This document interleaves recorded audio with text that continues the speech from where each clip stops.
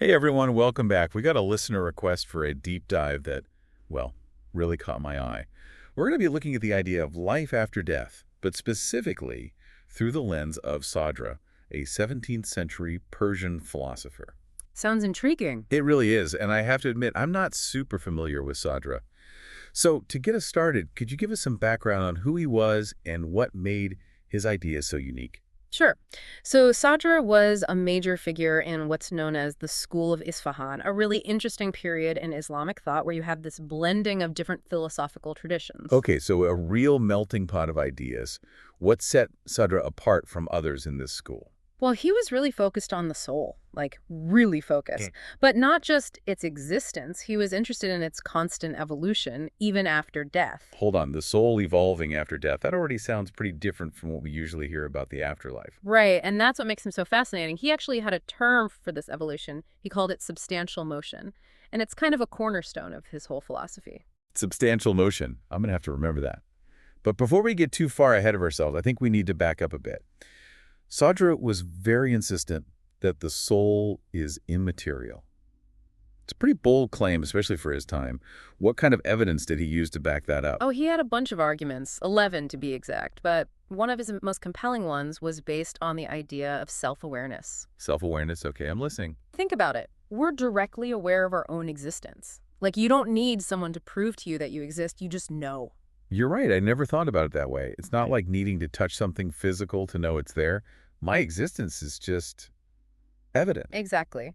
And Sadra argued that this points to a self, a soul that's not bound by the limits of the material world. Okay, I'm starting to see his logic here, but I can already hear some of our listeners out there thinking, wait a minute, wouldn't modern science say our sense of self, our consciousness, is all just a product of our brain activity? Yeah, that's a common objection, and it's a debate that's still going strong today.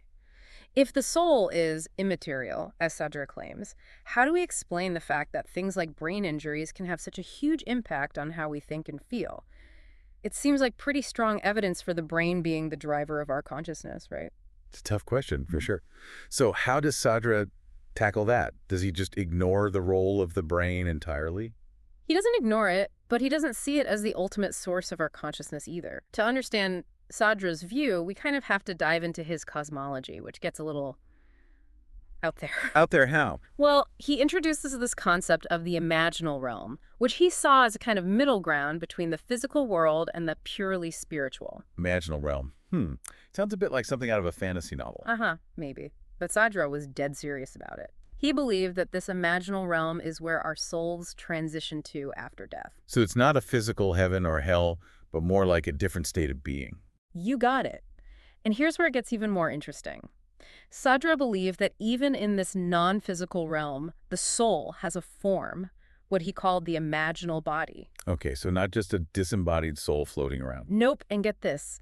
He believed that this imaginal body is shaped by the actions and beliefs we hold during our time here on Earth. So who we are here, the choices we make, they all have an impact on what we become in this imaginal realm. That's a pretty powerful concept. Absolutely, it really emphasizes the significance of how we live our lives. I'm starting to see why this deep dive request was so intriguing. But before we go any further, I think we need to unpack this imaginal realm a bit more.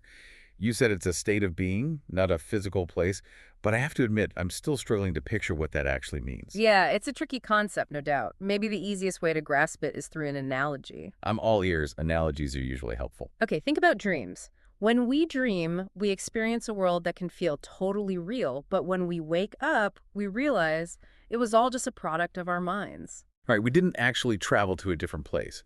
So are you saying the imaginal realm is like a dream state, but, well, on a much grander scale? In a way, yes. Sadra believed that the imaginal realm is a realm of pure perception, beyond the limits of our physical senses. So no more needing eyes to see or ears to hear. Precisely. We experience things in a completely different way, and this ties back to the idea of substantial motion. This evolution of the soul is still happening in this imaginal realm. Okay, my mind is officially blown. This is so much more complex and, frankly, a lot more hopeful than the usual fire and brimstone depictions of the afterlife. I know, right? It's pretty amazing stuff. Well, I'm definitely hooked. Yeah. Tell me more about this substantial motion. What did Sidra believe happens to the soul as it journeys through this imaginal realm? Glad you asked, because that's where things get really fascinating. All right, so let's dig into this substantial motion idea. Remember we were talking about how our actions and beliefs shape our imaginal bodies in the afterlife? Yeah, it's like we're creating a blueprint for our souls. Exactly. And substantial motion is all about how that blueprint keeps evolving. It's not like we just hit a final form and that's it. So it's not about reaching some static state of being, but about ongoing growth and change, even after death. You got it. And what's really cool is that Sadra believed this whole process starts even before we're born.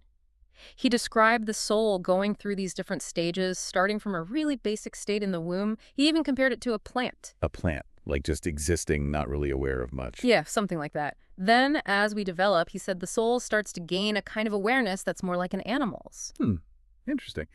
So we're not born with fully formed, complex souls. It's more like we're given this potential that unfolds over time. Exactly. It's a journey of awakening, and for Sadra, that journey doesn't stop at death. It keeps going in the imaginal realm.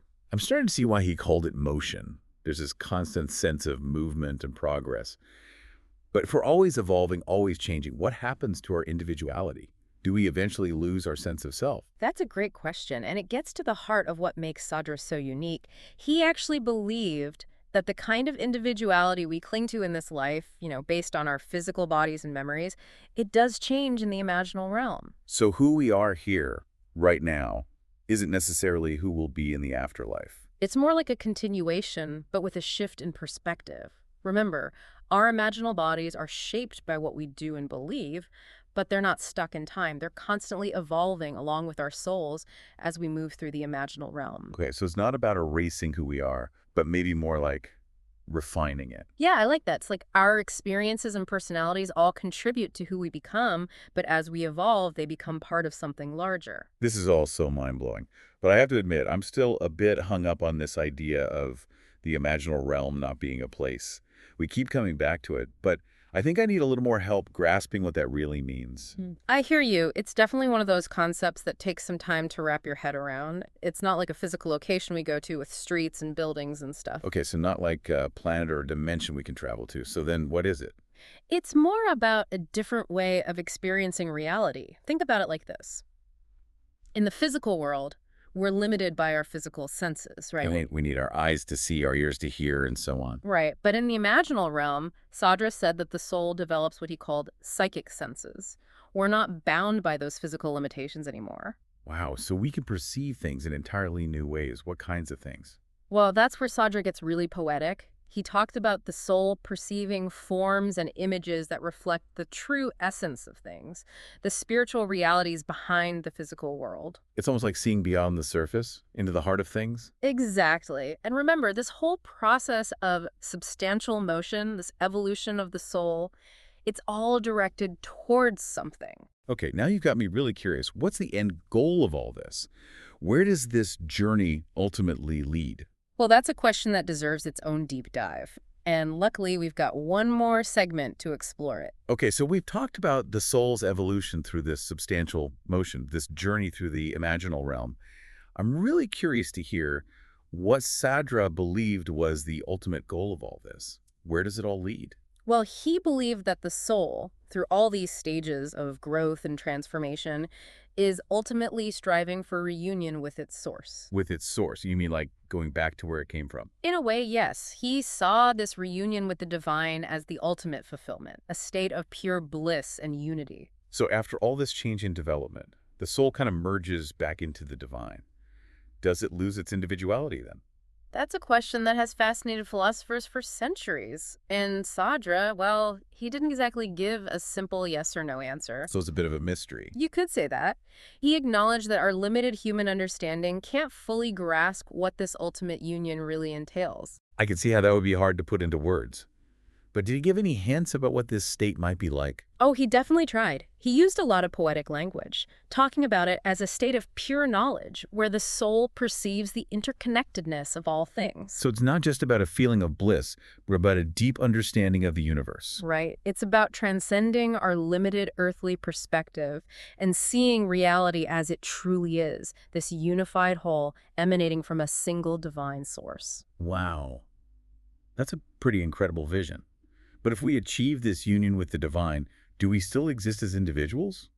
Or do we just dissolve into this oneness? That's the big question, isn't it? And Sadra, being the thoughtful philosopher that he was, left it open for us to ponder. He recognized that some things are beyond our human capacity to fully grasp. So even after all our exploring, we're left with a bit of mystery. Exactly.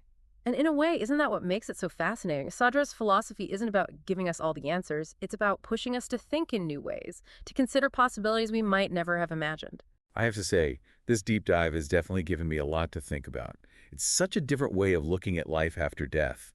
Not as a static reward or punishment, but as this ongoing process of growth and transformation. It really challenges our usual assumptions, doesn't it? It does. Yeah. And honestly, I find it really hopeful. The idea that we continue to evolve, to learn and grow, even after we leave this physical world behind, it's pretty amazing. And for anyone listening who's as intrigued by Sadra as we are, I encourage you to do some more digging on your own. His work is full of these incredible insights, and there's always more to discover. Well said. And on that note, we'll wrap up this deep dive.